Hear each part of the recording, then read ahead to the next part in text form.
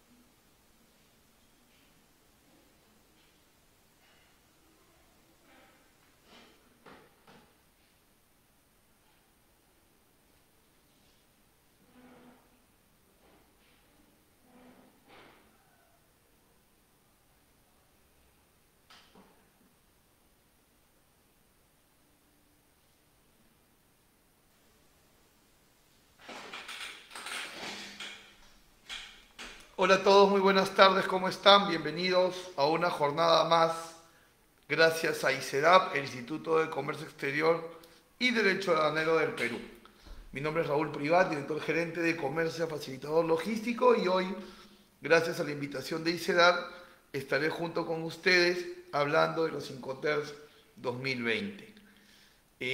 Vamos a dar un par de minutos más para quienes recién se van a enganchar a la transmisión. Pueden ir compartiendo esta transmisión también, pueden ir pasando la voz para que podamos ser más personas las que puedan lograr alcanzar a escuchar esta charla y a visualizar también el material que se tiene preparado. Así que en un par de minutos más ya vamos a iniciar. Y quisiera aprovechar este momento para que me puedan comentar si se está compartiendo de manera correcta el material y a la vez si el audio también se está recibiendo de buena manera, ¿no? Y adicional, si pudieran comentarme sus nombres, desde qué parte siguen esta transmisión, para poderles mandar un saludo también, ¿no? Ya en breve vamos a iniciar con el tema.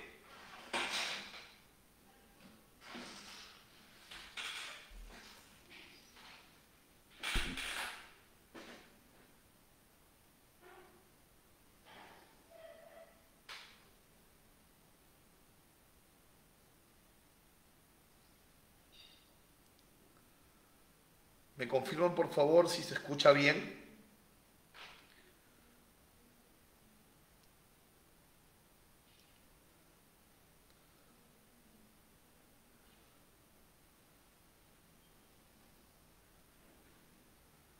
Esta charla y visualizar también.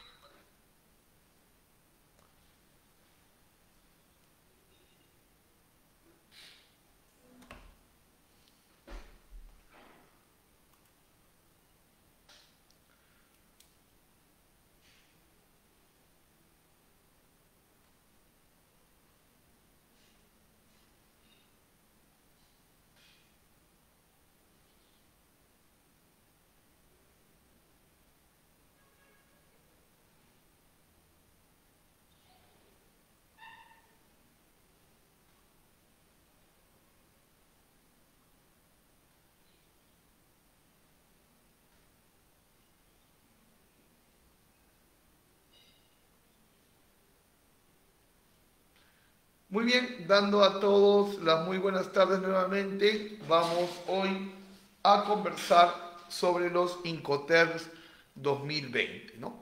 Y a propósito de este nombre, empecemos por ahí, ¿no? Los Incoterms, digamos que tienen esta cuña de nombre 2020 porque los Incoterms son revisados cada 10 años, ¿no?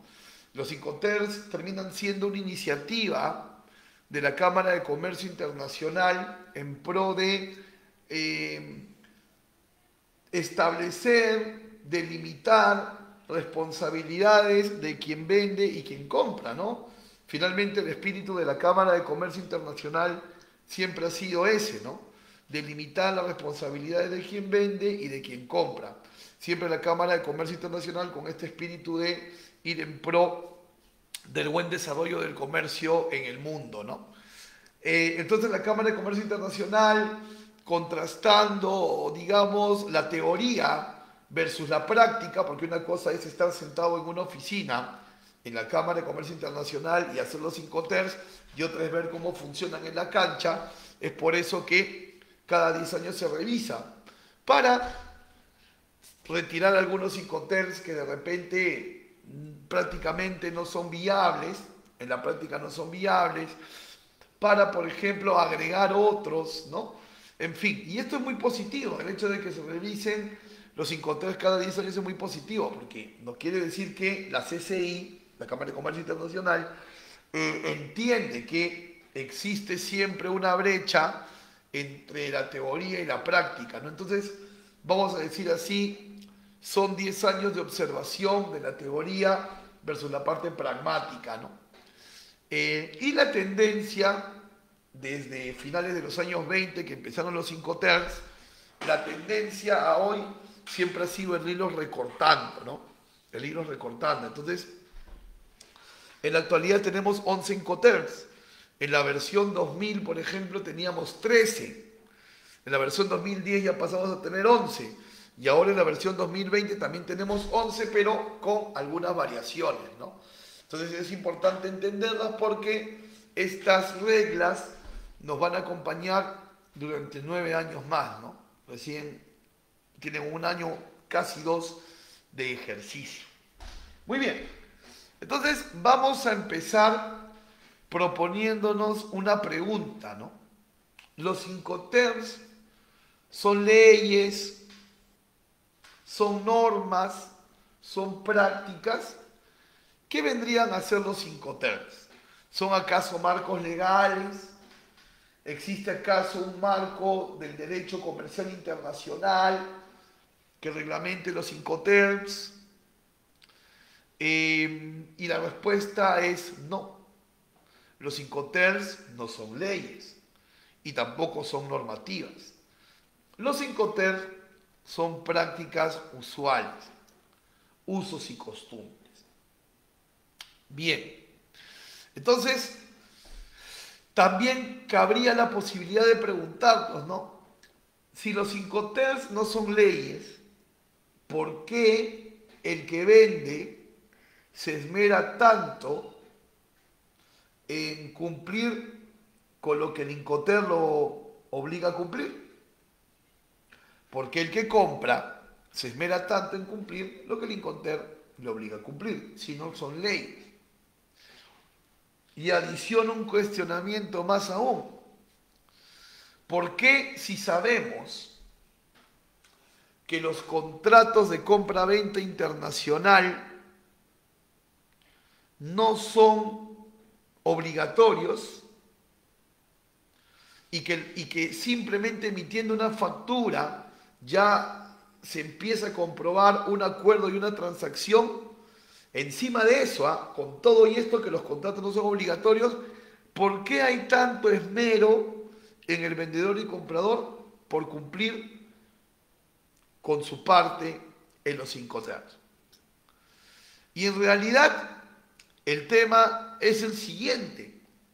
Los Incoterms por sí solos no son leyes, pero existe un artículo de la Convención de la ONU sobre el contrato de compra-venta internacional que te obliga a cumplir. Vamos a repasar. Fíjate que estamos en el artículo 9 de la Convención de la ONU sobre los contratos de compra-venta internacional de mercaderías. Y vamos a revisar lo que dice el artículo 9 de esta Convención de la ONU, inciso 1. Y esta Convención de la ONU sobre los contratos de compra-venta internacional sí es derecho comercial internacional, ¿ah? O sea, vendedor y comprador pueden iniciar una disputa apelando a este marco normativo. Ojo, ¿ah?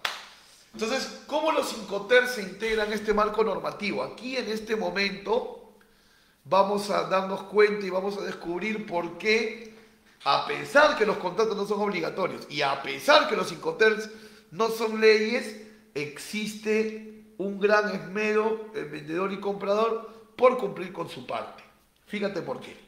Lee junto conmigo el inciso 1 del artículo 9. Dice: las partes quedarán obligadas por cualquier uso en que hayan convenido y por cualquier práctica que hayan establecido entre ellas.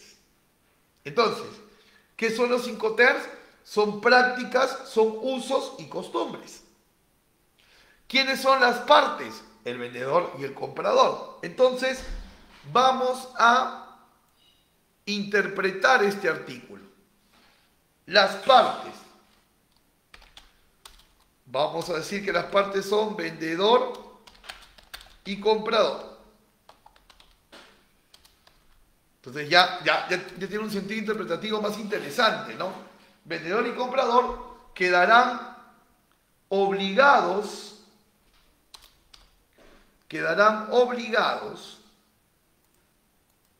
por cualquier uso. Y los Incoterm son usos y costumbres comerciales. Entonces, quedarán obligados por cualquier Incoterm en que hayan convenido y por cualquier práctica. El Incoterm también es una práctica. Entonces, mira la interpretación. Tiene más sentido, ¿no? Vendedor y comprador quedarán obligados por cualquier Incoterm en el que hayan convenido y por cualquier Incoterm que hayan establecido entre ellos. Entre ellos, ¿no? ¿Y qué quiere decir entre ellos? Establecido entre ellos un principio fundamental de los Incoterm: mutuo acuerdo. Mutuo acuerdo. O sea, los Incoterm no son unilaterales, sino que hay un consenso y un mutuo acuerdo entre ambos. ¿Cómo se puede demostrar el mutuo acuerdo si los contratos no son obligatorios? La aceptación de la factura. Si yo acepto una factura en CIF, la acepto con todo lo que el CIF implica. Si acepto una factura en FOB, lo mismo. Si yo vendo con una factura en CFR, yo como vendedor también acepto a lo que me delimita el CFR. Entonces, los Incoterm en sí no son leyes, pero este artículo del convenio de la ONU te obliga a cumplir. Y rematamos la idea con el inciso 2 de este mismo artículo. Dice: salvo pacto en contrario, se considerará que las partes han hecho tácitamente aplicable al contrato o a su formación un uso del que tenían o debían haber tenido conocimiento. Un uso. Incoterm. Ahí está. Incoterm.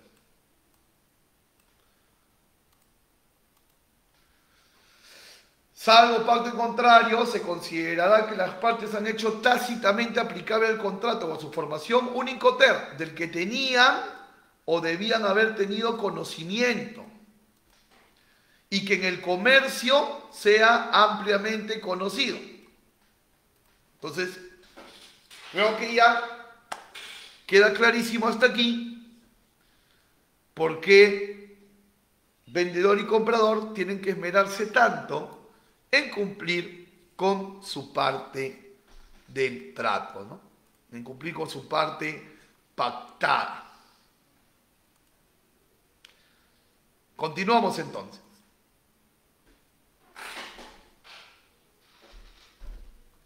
Yo opinaría que digamos que el kit del asunto para entender los Incoterms son estos 4 puntos que están aquí y que los estoy sombreando. Eso es la parte medular de los Incoterms.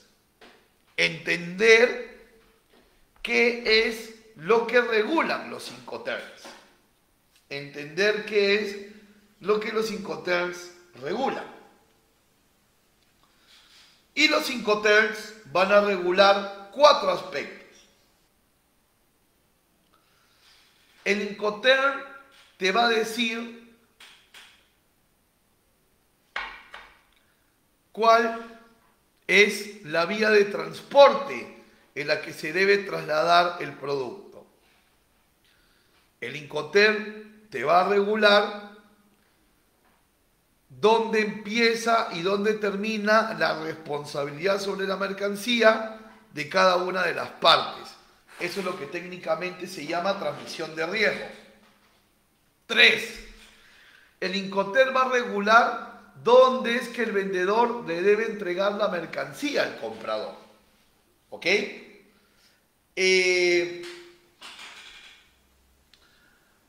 Un lugar puntual, ¿eh? Ojo, un lugar puntual. Y 4, los Incoterms van a regular los costos logísticos que debe asumir el vendedor y los costos logísticos que debe asumir el comprador. Entonces está bastante completo, porque los Incoterms van a determinar por dónde se transporta, dónde empieza y termina la responsabilidad del bien llevar de la carga, dónde se entrega, qué costos asume cada quien. Entonces, transporte, riesgo, entrega, costos. Súper completo los Incoterms. Si nosotros entendemos esta parte, ya tenemos entendido todo lo que tiene que ver con los Incoterms. Y mira qué interesante, ¿no? Dice que los Incoterms regulan la vía de transporte. O sea que yo no puedo transportar el producto por la vía por la que yo lo desee transportar, sino que yo debo transportar el producto por la vía que el Incoterm me dice que la debo transportar. Recordando que ese Incoterm ha sido convenido de mutuo acuerdo. Qué interesante. Transmisión de riesgo. Si se te hace una palabra muy difícil, reemplázala por responsabilidad. El Incoterm precisa hasta qué punto de la cadena el exportador es el responsable por si la mercancía se rompe, se incendia, se la roban, anyway, cualquier siniestro que pueda pasar por ella. Y el Incoterm te dice que ahí donde termina pues la responsabilidad del vendedor, empieza la del importador, ¿no? ¿Ok? Además, el Incoterm te va a decir dónde es que el vendedor debe entregar la mercancía al comprador, ¿no? Entonces, ese concepto de entrega puede ser en origen, en destino, y si es en origen, de repente en el puerto, al costado del buque, y si es en destino dentro de la nave, descargado de la nave, en la puerta, etc. Y además, el tema sensible económico, ¿no? Si de repente hay un sobrecosto operativo, el Incoterm dirá quién debe asumir el sobrecosto operativo, ¿no? Falta pagar la descarga. ¿Quién la paga? ¿El vendedor o el comprador? Tenemos que mirar el Incoterm. Oye, hay que paletizar porque no podemos trasladarlo suelto. ¿Quién debe pagar la paletización? ¿El vendedor o el comprador? según el Incoterm. ¡Ey! Tenemos que hacer recambio de hielo seco en tránsito para que no se rompa la cadena de frío. ¿Quién lo debe pagar? El Incoterm lo va a determinar. Entonces, bastante completo todas las áreas que toma los Incoterms.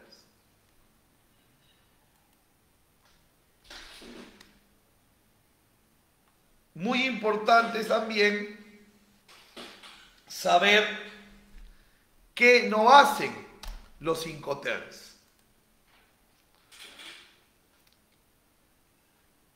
Y aquí debemos de dejar bien claro lo siguiente. Los Incoterms no son contratos. ¿Ok? Los Incoterms no son contratos. ¿Y saben cuál es la diferencia entre un Incoterm y un contrato? Que el contrato te habla de una mercancía en específico. El contrato te habla de un periodo en específico. Entonces,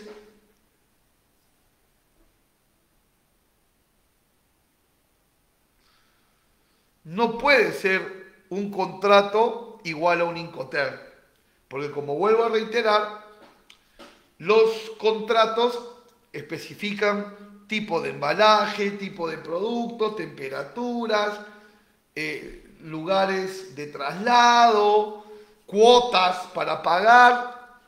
Muy específico es un contrato. En cambio, un Incoterm no. El Incoterm simplemente vía de transporte, responsabilidad, lugar de entrega y costos. Nada más, como lo hemos visto, ¿no?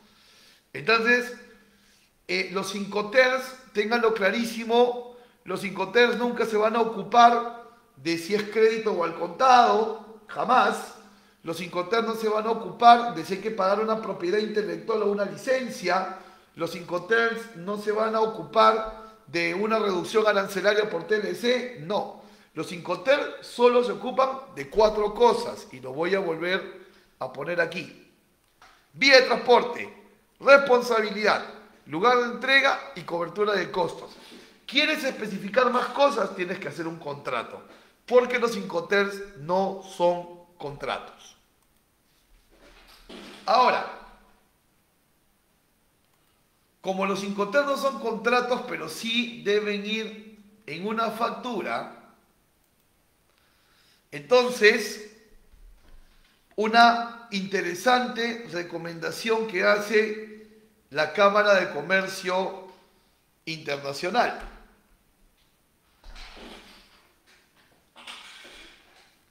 Colocar el Incoterm, colocar el lugar de entrega y la versión del Incoterm. Colocar el Incoterm, el lugar de entrega y la versión del Incoterm. Por ejemplo, ¿no? Acá dice SIF Yokohama. ¿Qué significa SIF Yokohama? Que la mercancía se entregue en el puerto de Yokohama bajo las reglas Incoterm 2020. ¿Ok? SIF Yokohama, reglas Incoterm 2020. O sea, SIF, me voy a adelantar un poquito, aunque igual vamos a profundizarlo. SIF vendría a ser entrega en puerto de destino. ¿En qué puerto de destino? Yokohama, en Japón. Bajo las reglas de los Incoterms 2020. FOB Callao. FOB entrega en puerto de origen. O sea que FOB entregado en el puerto de origen Callao. Bajo la regla Incoterms 2020. U otro, por ejemplo, dice Export, ¿no? Export 507 for Lauderdale. Es decir, es en la puerta de la dirección que está aquí, ¿no? For Lauderdale FL ¿no? 3122 en Miami, ¿no? Versión Incoterms 2020. Entonces siempre en Incoterms el lugar de entrega y la versión. Y si digo la versión, es porque también se puede trabajar con versiones anteriores. Por ejemplo, de mutuo, siempre de mutuo, vendedor y comprador pudieran trabajar bajo la versión 2010, ojo, la versión 2000.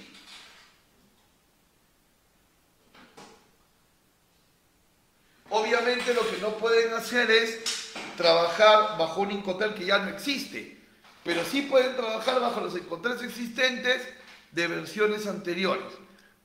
Todo siempre de mutuo acuerdo, ¿no? Siempre de mutuo acuerdo.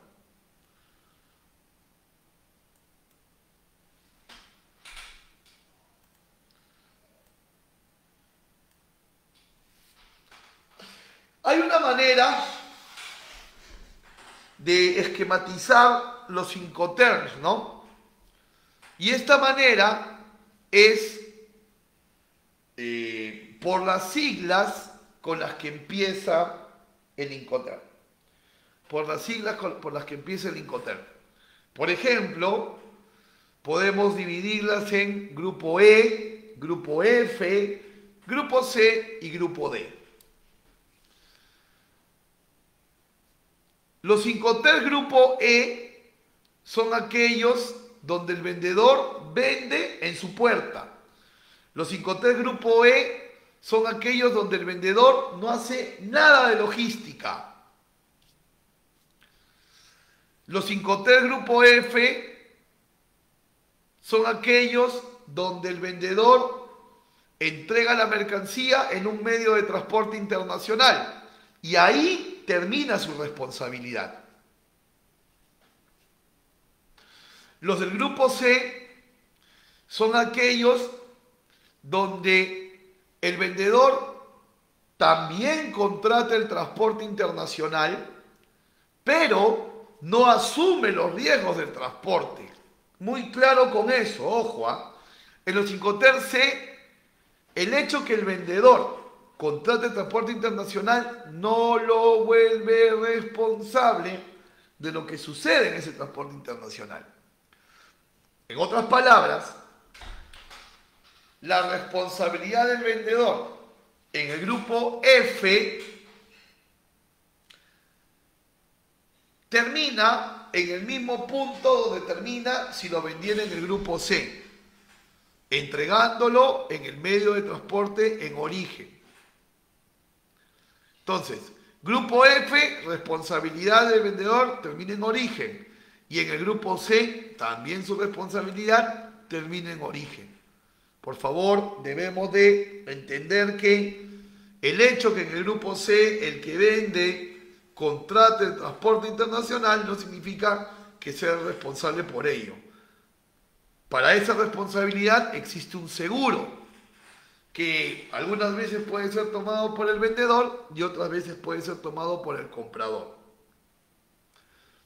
En los Incoterms grupo D, ahí sí el vendedor es responsable hasta la entrega. Y una característica es que en cualquiera de los Incoterms grupo D, la entrega siempre va a ser en el país de destino. Entonces aquí sí, en los Incoterms grupo D, el vendedor asume todos los riesgos hasta entregarlo al comprador. Y siempre en un Incoterms D lo va a entregar en el país de destino. Entonces, si tú quieres volver al vendedor responsable de la mercancía hasta su entrega, tienes que negociarle un Incoterms grupo D. Si tú eres vendedor y no quieres responsabilidades más allá de tu puerto de origen, vende en F o vende en C. Y si tú, vendedor, no quieres tener ninguna responsabilidad logística, vende en E.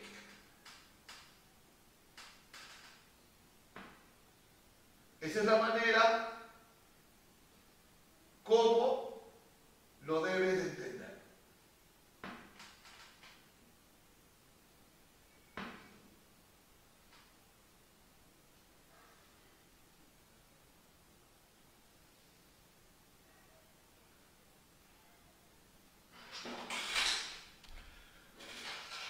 Otra manera de ver a los Incoterms, otra forma de mirarlos es a través de sus vías de transporte.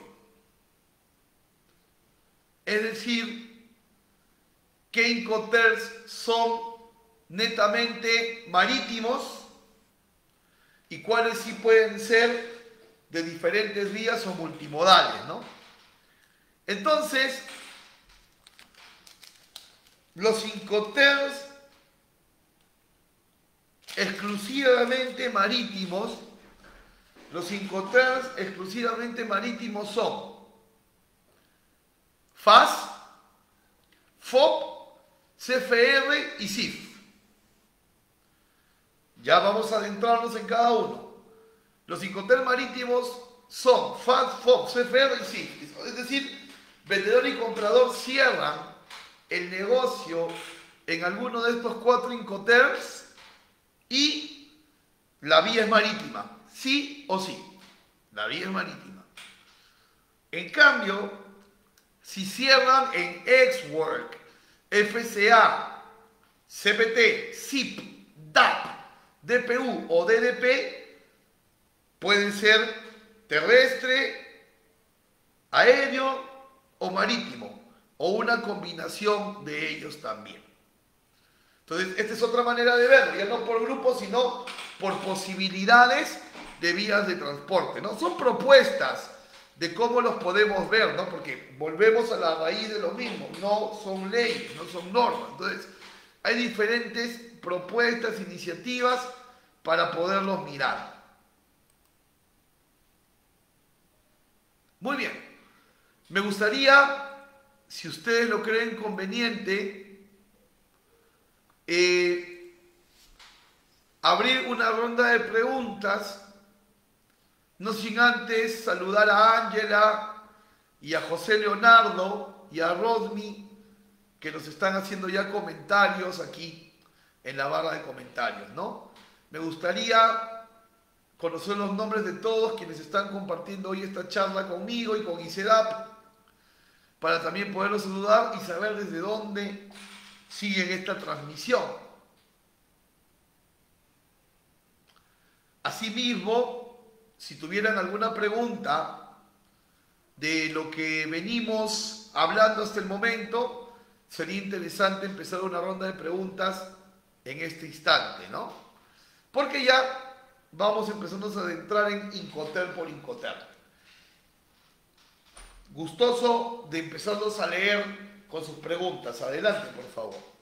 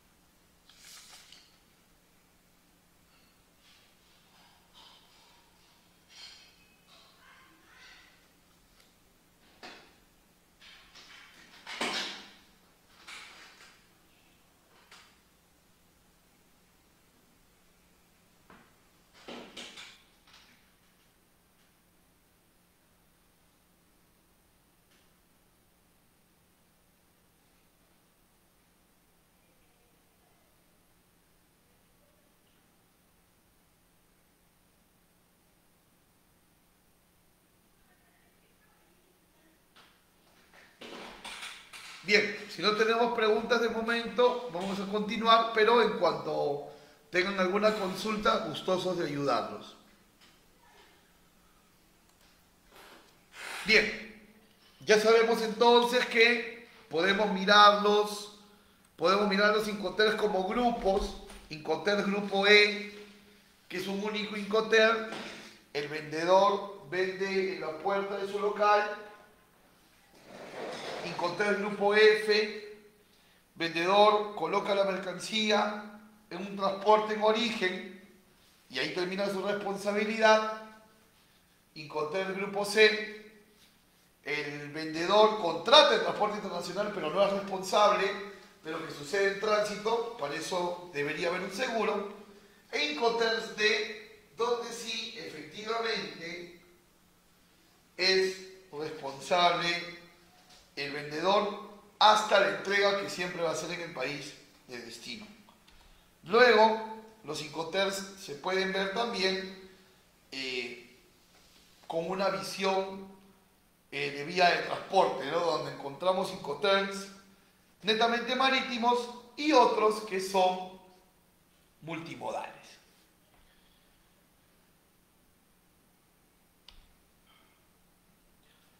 Hablemos del Incoterm Export. El Incoterm Export puede darse por cualquier vía. Y en el Incoterm Export, lo resaltante es que el vendedor no hace absolutamente ninguna logística, porque el vendedor vende en su puerta. Inclusive vende en su puerta y no tiene la necesidad ni la obligación de subir los bultos al transporte. Ustedes pueden ver ahí que el bulto, ese cuadrito negro, está al costado del transporte que pasa a recogerlo. Entonces vamos a decir que en el export el vendedor no corre ningún riesgo, ¿no? Solamente tiene que esperar con la mercancía bien embalada y el operador logístico del comprador hace toda la cadena. Todo siniestro que ocurriera de la puerta del vendedor para afuera es responsabilidad del comprador. Todo costo de la puerta del vendedor para afuera es responsabilidad del comprador también, ¿no? Y en el export habría un par de análisis interesantes que hacer.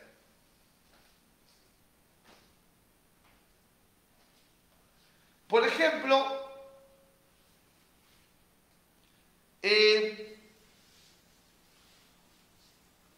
se considera que el vendedor es un exportador cuando está vendiendo en export. Esa es una pregunta que mucha gente se hace. ¿Es el vendedor un exportador a pesar que no hace nada de logística? Y la respuesta es que sí lo es. Sí lo es porque está vendiéndole el producto a una empresa no domiciliada. Le está facturando a una empresa no domiciliada. O sea, le está vendiendo el producto a una empresa fuera de su país. Entonces, es el exportador. El hecho que no suma costos de exportación no lo relega a no ser exportador, porque finalmente se cumplen los supuestos de venta a un no domiciliado, o sea, una empresa extranjera que no tiene residencia en el país local, y obviamente también hay una transferencia y un pago desde otro país, ¿no? Entonces sí es una exportación para el exportador, y en la declaración aduanera va a figurar como exportador el vendedor, definitivamente. ¿Y por qué un comprador asumiría todos los riesgos? ¿Por qué un comprador, valga la redundancia, compraría en export sabiendo que asume toda la responsabilidad de la cadena? Bueno, yo tejería tres teorías, ¿no? La primera, por costos. Le sale más barato al comprador asumir su logística que hacer que el vendedor haga la logística. Número dos, por confianza. El importador confía más en su operador que en el operador del exportador. Y la tercera teoría que yo tejería es porque no le queda otra. Es decir, la empresa a la que le está comprando es tan grande que esa empresa grande pone las condiciones y dice o export o nada. Estos serían los motivos que yo podría teorizar que son los motivos por los cuales un comprador compraría en Exxon. Incoterm FCA. En el Incoterm FCA, el vendedor ya sale de su local. El vendedor sale de su local. Y el vendedor es responsable y hace la entrega en el medio de transporte designado por el comprador. Todo en origen. Todo en origen.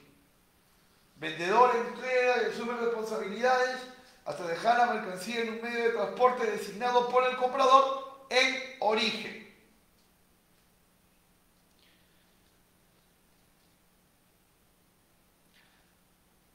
FCA se aplica en la práctica básicamente en los dos casos más emblemáticos que serían, por ejemplo, FCA en el marítimo es cuando el exportador no quiere asumir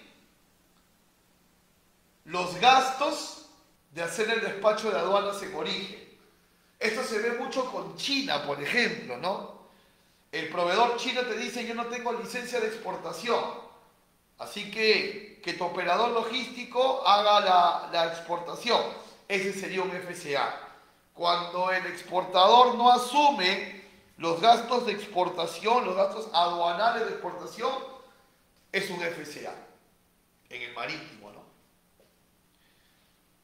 Y cuando va a ser una especie de FOB pero aéreo, se convierte en FCA.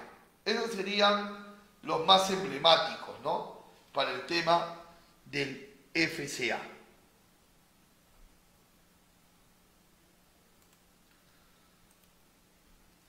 Luego tenemos el transporte CPT. CPT es un Incoterm que se usa normalmente en el tema aéreo. Y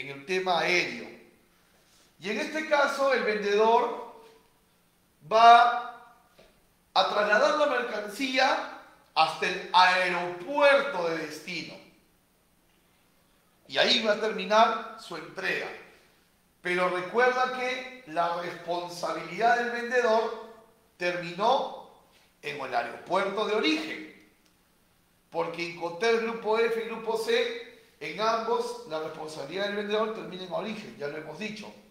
Entonces, en CPT el vendedor entrega en el aeropuerto de destino, sí, pero su responsabilidad termina en origen. ¿Qué pasa si en el medio del transporte internacional, en el medio de la travesía, sucede algo con la carga? El comprador va a tener que reclamarle a la aerolínea, a través del agente de carga, pero a la aerolínea. O tal vez el comprador, por su propia cuenta, tomó un seguro. Y el seguro, conforme las cláusulas, tendrá que indemnizar. Ese es el CPT. El Incoterm SIP es un Incoterm que también es de la vía aérea. El Incoterm SIP es un Incoterm también de la vía aérea, donde el vendedor entrega la mercancía en el aeropuerto de destino, su responsabilidad terminó en el aeropuerto de origen, pero hay un valor agregado aquí. Si a la mercancía le sucediera algo, si ocurriera un siniestro en la travesía, ya existe un seguro que lo cubre, porque en SIP el vendedor, valga la redundancia, vende con un seguro incluido. Entonces, si el comprador quiere la dinámica del CPT, pero con un seguro puesto por el vendedor, le conviene comprar en SIP. Le conviene comprar en SIP. Yo recomendaría que el comprador compre en SIP siempre y cuando el vendedor le ofrezca un seguro con mejores coberturas que un seguro que el propio comprador pudiera elegir, ¿no? Si yo como comprador veo que mi seguro tiene menos cobertura que el seguro que me pone mi vendedor, le compro en SIP. Pero si mi propio seguro, yo comprador, mi propio seguro tiene más cobertura que el del vendedor, mejor le compro en CPT. O de repente, si yo tengo mejor cobertura de seguro y tengo mejores condiciones de flete, mejor le compro en FCA.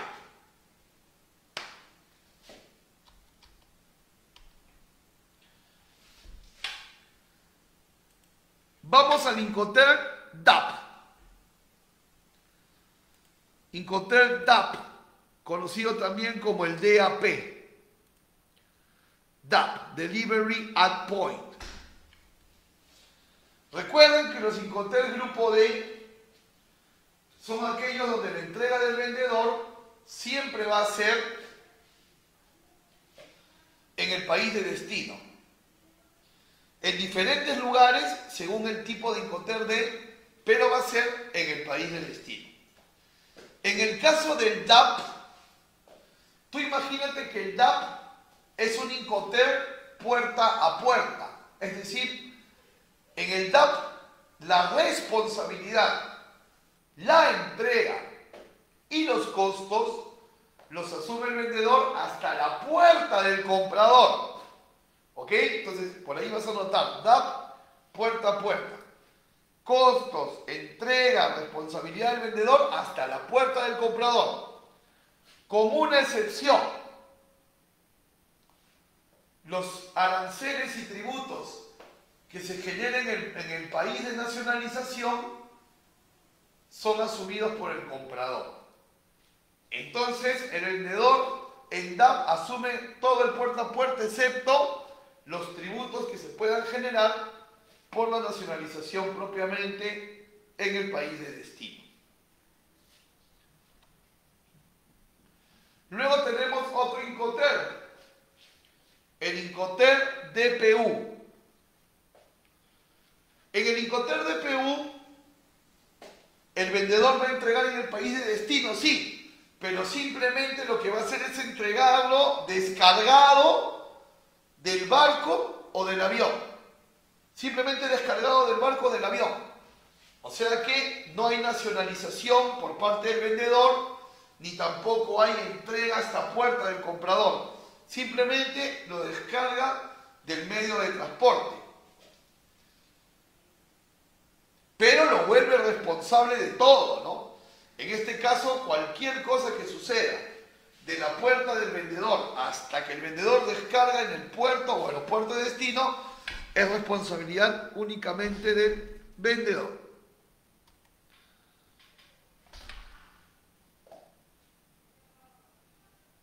Luego tenemos el Incoterm DDP.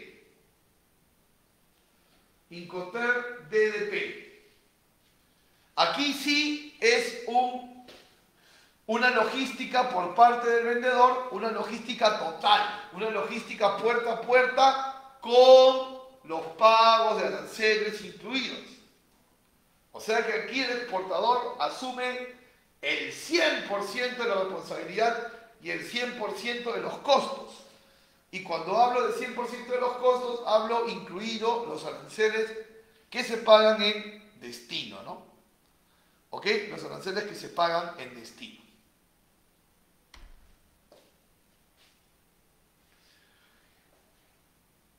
Si asumimos que FCA, CPT y SIP van a ser utilizados en su mayoría en el tema aéreo, el gran gestor operativo va a ser el agente de carga.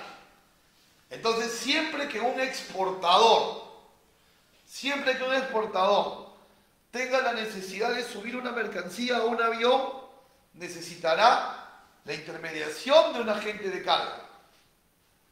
Siempre que un importador necesite subir mercancía a un medio de transporte, necesitará la intermediación de un agente de carga. Entonces, cuando el importador compre en Export o en FCA, es el importador el que contrata al agente de carga. Cuando el exportador vende en CPT, en SIP, en DAP, en DPU y en DAP, es el exportador el que contrata al agente de carga.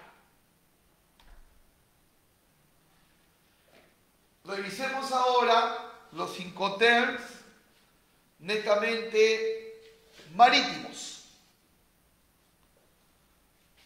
Incoterm FAS. Este Incoterm FAS, personalmente, lo considero poco práctico porque en el Incoterm FAS el vendedor entrega la mercancía al costado de la nave. Pero ¿para qué entregarlo al costado de la nave si se puede entregar mejor a bordo de buque? A veces suele pasar que los vendedores no quieren asumir los gastos de embarque porque les parecen algo caros, sobre todo porque el agente de carga lo pone el comprador, pero no tiene un sentido tan utilitario, ¿no? Definitivamente un comprador, más que un FAS, va a querer un FOB.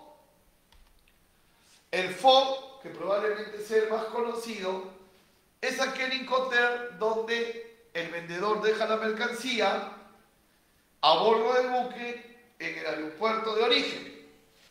FOB deja la mercancía a bordo de buque en el puerto de origen. Y a partir de ese punto en adelante, la responsabilidad es del comprador. También existe el Incoterm CFR. El vendedor, en lugar de entregar dentro de la nave en el puerto de origen, el CFR, el vendedor entrega dentro de la nave, pero en el puerto de destino. Sin tener responsabilidad, ya lo hemos hablado, sin tener responsabilidad de algún siniestro en la travesía. Entonces, el hecho que en CFR el vendedor ponga el flete internacional no quiere decir que si pasa un siniestro el vendedor sea responsable. Si hay un seguro, que en este caso sería un seguro por parte del comprador, el seguro se encargará. Y si no, el comprador tendrá que iniciar los reclamos pertinentes al transportista internacional. En tal caso, si el comprador quiere una cobertura gestionada por el vendedor, debería comprarle en SIF. Porque en SIF el vendedor entrega en el puerto de destino, pero le da un valor agregado de un seguro para lo que pudiera suceder, en la travesía. Igual que en CPT y SIP, recomiendo, si el comprador tiene condiciones de seguro mejores que las del vendedor, que compre el CFR. Pero si las condiciones de seguro del vendedor son mejores, que compre el SIP. Y si el comprador tiene mejor flete y mejor seguro que el vendedor, que compre el FOB.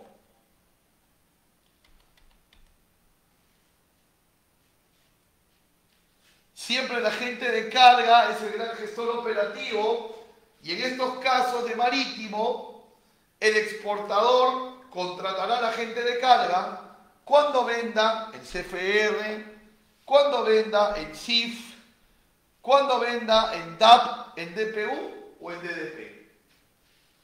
Y si es el importador el que compra en Export, en FAS o en FOB, es el que asume el contrato del agente de carga. Si tenemos preguntas, es el momento de formularlas.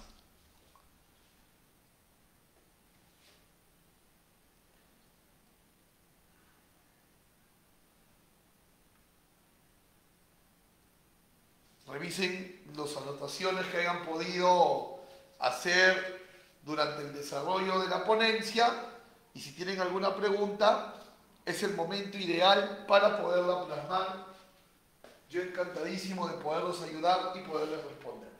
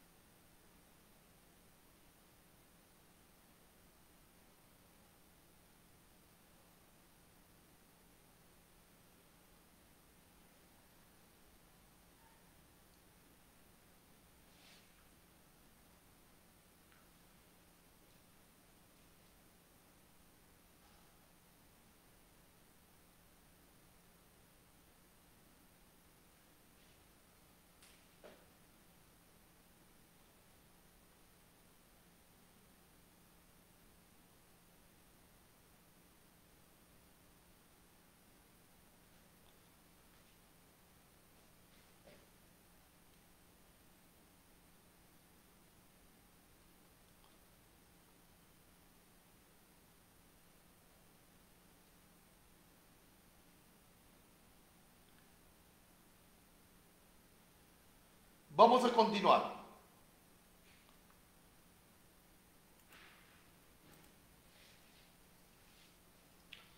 A ver, por ejemplo, ¿cuáles serían las ventajas de un importador cuando compra en Xwork, en FCA o en FOB? ¿Cuáles serían las ventajas del importador si compra en Xwork, en FCA o en FOB? Ventaja número 1, puede consolidar proveedores. Puede consolidar proveedores. Es decir, si el importador tiene 3 proveedores en Alemania, puede comprarles a los 3, juntarlos en un mismo puerto de origen y traer todo el despacho en un solo envío y aquí pagar un solo costo de nacionalización. Entonces, para aquellos que tienen más de un proveedor en origen, le viene bien el Xwork, el FCA o el FOB. 2.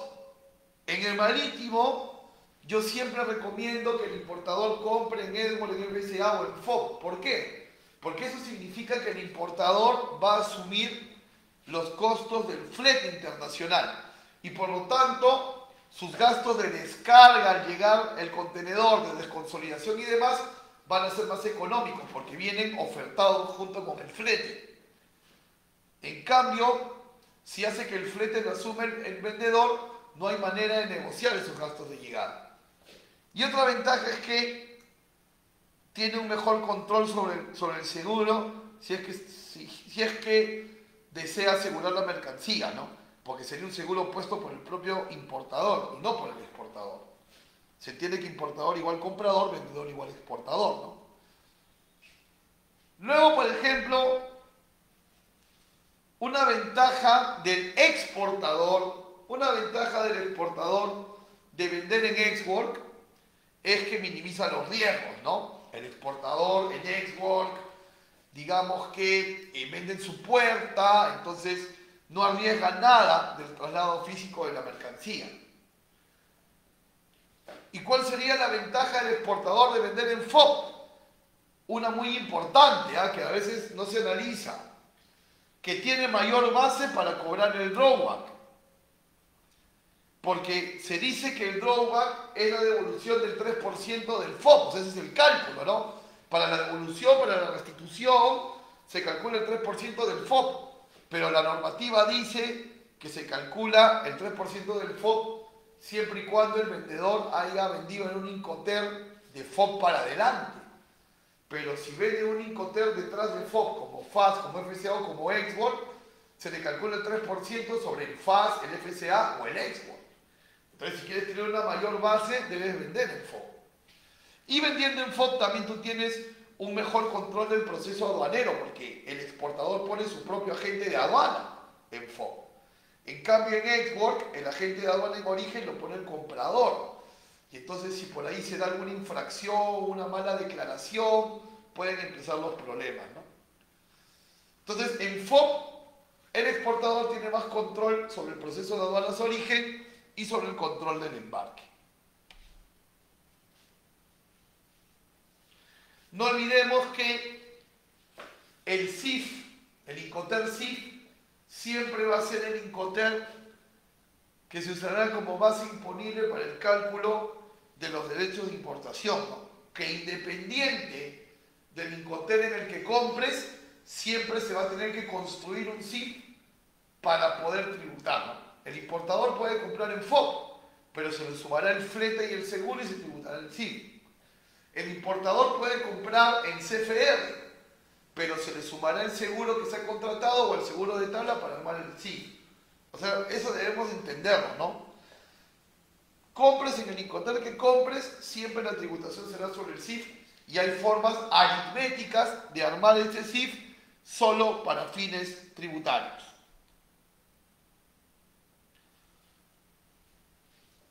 Y esto es lo que les decía de la importancia de vender en FOB para el exportador en el tema de los Incoterm, ¿no? Porque el monto a restituir se basa en el cálculo del 3% del FOB. Pero mira qué dice la normativa, ¿no? En el segundo rectángulo.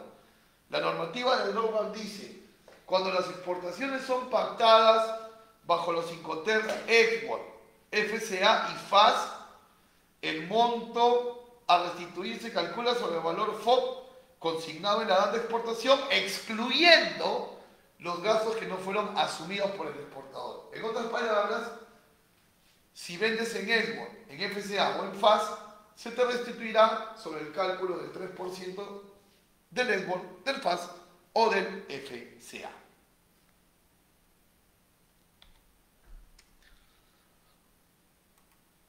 Bien,